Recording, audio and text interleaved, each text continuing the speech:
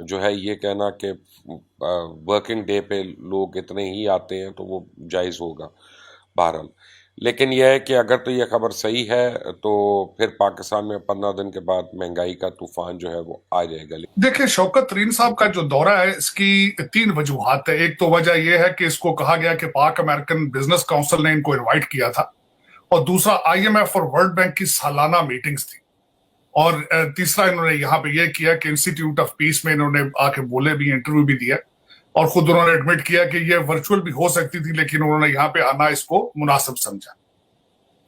अब आने की वजह आपने खुद अपने क्वेश्चन में भी एक बता दिया। एक तो आईएमएफ का पैकेज जो है $6 बिलियन का, वो रुका हुआ है, कंडीशंस है उसके बारे में। एक तो उन्होंने वो 6 बिलियन के पैकेज की ट्राई की, दूसरा उन्होंने कहा कि हमें फैटफ के निकाला जाए वहां से, अपनी ग्रे लिस्ट से, और तीसरा उन्होंने यहाँ पे बार बार रिक्वेस्ट करते हैं, इस वक्त हमारी सारी जो है एस्टेब्लिशमेंट और जो सियासतदान है बार बार रिक्वेस्ट करते हैं कि हम अमेरिका के साथ ब्रॉडर रिलेशनशिप चाहते हैं, कि हम सिर्फ आप जो हमें डिफेंस के लेंस से देखते हैं, डिफेंस के प्रिज्म से देखते हैं, वो हम चाहते हैं कि हमारी इंपोर्ट एक्सपोर्ट हो। अब यहां से कई, मैं आगे मजीद तफसील बताऊंगा कि उसमें क्या डिफिकल्टीज हैं, लेकिन आईएमएफ का जवाब जो है वो भी अपने सवाल में आपने दे दिया है। आईएमएफ के जवाब में यह था कि आप बिजली ₹1.40 उसको बढ़ाएं, मजीद पेट्रोल की कीमतें बढ़ाएं, अपने टैक्स की वसूली को बढ़ाएं, और जो टैक्स पर्सनल इनकम टैक्स है उसको भी बढ़ाएं। तो ये शराइत जो है, और लग्जरी गुड्स के ऊपर जो है वो भी अपना टैक्सेशन जो है आप बढ़ाएं। ये आईएमएफ का जो आपको एक तोहफा मिला है पेट्रोल की शक्ल में, वो भी ये आईएमएफ के पैकेज का और इनके दौरे की एक रिजल्ट है, और ये वहीं से मिला है। आईएमएफ कह रहा है कि इन चीजों को आप इंप्रूव करें। अब मैं इसको डिस्कस करना चाहता हूं कि बार बार जो इस वक्त है, जिस तरह रिक्वेस्ट कर रहे हैं कि ब्रॉडर रिलेशनशिप अमेरिका के साथ हाय हाय हो रही है पाकिस्तान की, लेकिन ये मुझे समझ नहीं आती। तीन चार क्वेश्चन इसके साथ रिलेटेड है। क्या आपके हालात फॉरेन इन्वेस्टमेंट के लिए मौजू हैं? क्या आपके लॉ एंड ऑर्डर के हालात ऐसे हैं कि फॉरेन इन्वेस्टमेंट वहां जाए?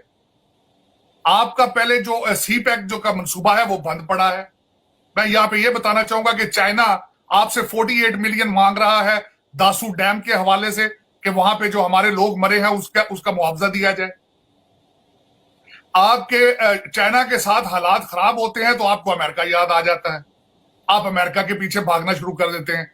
आप ये खुद भी कंफ्यूज हैं, आपने दुनिया को भी कंफ्यूज कर रखा है।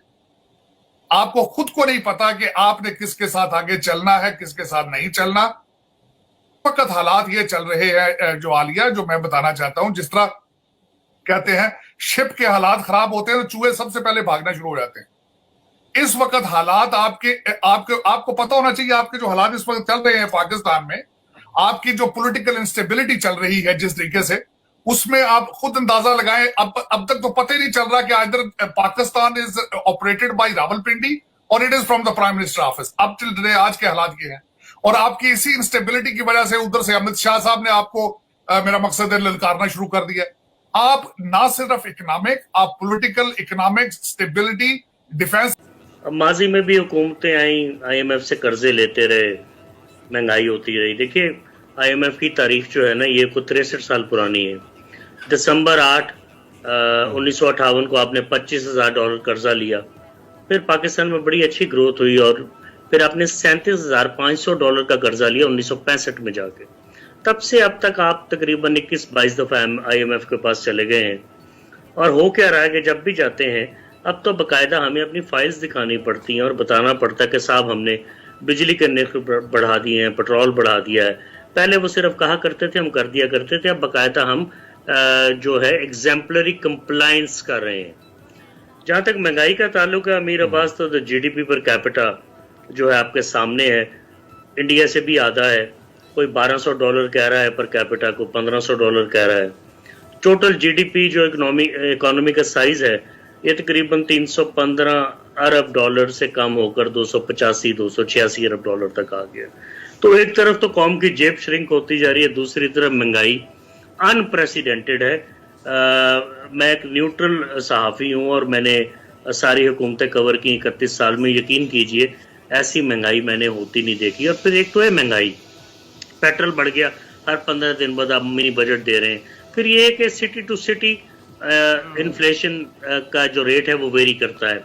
आलू की कीमत कराची में अच्छा शाह साहब, जैसे आपने फरमाया कि बड़ी अनप्रेसिडेंटेड महंगाई है, ये जरा बताइएगा काइंडली कि ये जो महंगाई, इसमें कोई शक नहीं कि काफी महंगाई, और खास तौर पे ये जो आखिरी झटका, एक तो बिजली महंगी करके और पेट्रोल्स की कीमतें बढ़ा के, क्या हुकूमत करना चाह रही है और उससे हो नहीं पा रहा, बेबस है, शिकंजा ऐसा है IMF का, बाहर से जो चीजें हम इंपोर्ट कर रहे हैं उनकी कीमतें बढ़ जाने का, या हुकूमत कर सकती है और उसके पास कॉम्पिटेंस नहीं है ये सब करने की?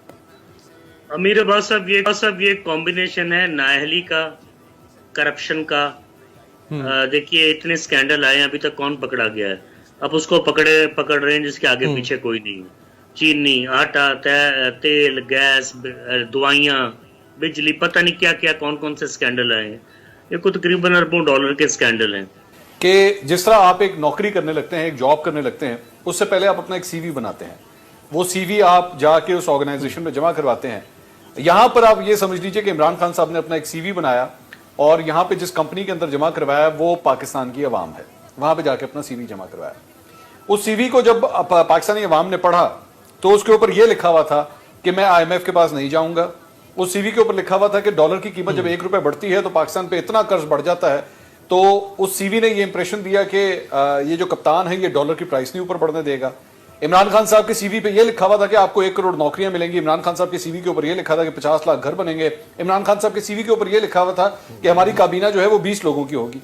इमरान खान साहब के CV के ऊपर ये लिखा हुआ था कि पहले 1 साल के अंदर नवाज शरीफ और आसिफ अली जरदारी से लूटी हुई दौलत वापस आएगी और हमारे खजाने जो हैं उनके मुंह खुल जाएंगे, वो इतने भर जाएंगे कि हमारे पास जगह नहीं होगी पैसे संभालने के लिए, और उसके बाद हम IMF के मुंह पे भी मारेंगे और पूरी दुनिया के मुंह के ऊपर मारेंगे।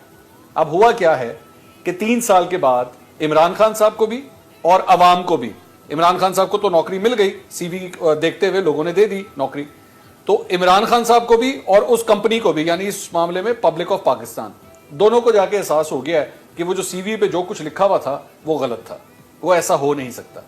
अब प्रॉब्लम ये है कि जो नौकरी आपने दी है वो है 5 साल की। 5 साल से पहले आप बंदा चेंज नहीं कर सकते कुछ। अच्छा हाँ, मैं अब कंपनी जिसने नौकरी दी है वो भी CV वाली मुसीबत में कहानी फंसी चलाइए। है। मैं जरा CV पे आपसे एक सवाल, मंसूर, CV पे आपसे सवाल ही करना चाहूंगा। देखिए CV के ऊपर जॉब तो मिल गई, अब अगर आप जॉब में परफॉर्म ना कर रहे हो तो उसके 2 तरीकेकार होते हैं। एक तो ये होता है कि आपको वक्त दिया जाए कि आपका 1 साल का कॉन्ट्रैक्ट है या 2 साल का कॉन्ट्रैक्ट है, आप पूरा करें, उसके बाद आपको कॉन्ट्रैक्ट रीन्यू ना किया जाए।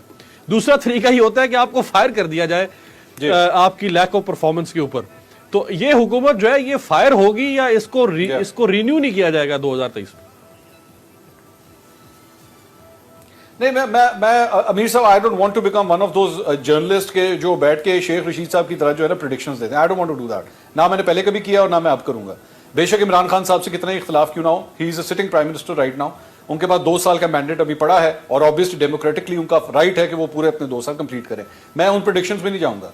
मेरा सिर्फ ये है कि वो जो आपको एक सुहाना ख्वाब दिखाया गया था ना 2018 के अंदर, वो चकनाचूर हो चुका है।